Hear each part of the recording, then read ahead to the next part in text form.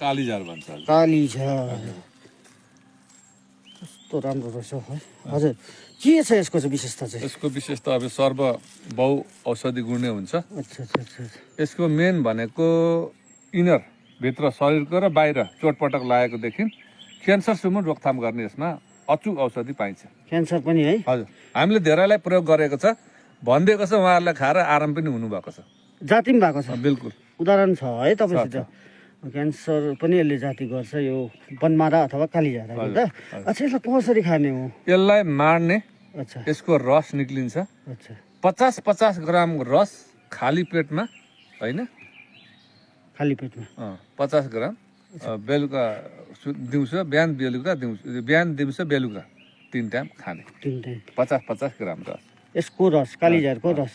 अच्छा क्यान्सर भन्नुभयो नि, यो कहाँ कहाँ हुन्छ तपाईँले? घाँटीको विशेष गरेर गलाको क्यान्सर, आन्द्राको क्यान्सरहरू भयो नि, हजुर तपाईँको अनि भित्र लिभर सम्बन्धी यसलाई यसले काम गर्छ। यसले भन्नुभयो नि तपाईँले 3-4 जना त अहिले चट्टै भएको छ तपाईँ यो खाएर है।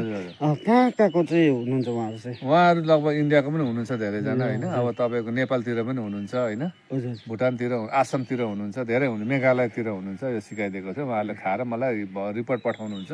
ठिक छ, अहिले धेरै आराम भएको छौँ। जस्तै गुड्खा खानेहरू हुनुहुन्छ, उहाँहरूले चाहिँ यसको बेटाडिन जस्तो दैनिक कुला गर्दाखेरि गुड्खाबाट हुने भित्रको इन्फेक्सनहरू पनि यसले रोक्छ र क्यान्सर हुन दिँदैन।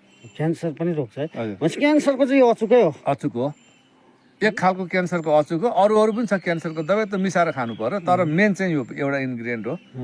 मुखको क्यान्सरको चाहिँ कालै हो यो। कालै मुखको क्यान्सरको चाहिँ कालै जरैबाट। हजुर यो भयो कालीझार। तपाईँले राम्रो हेरिराख्नुहोस्।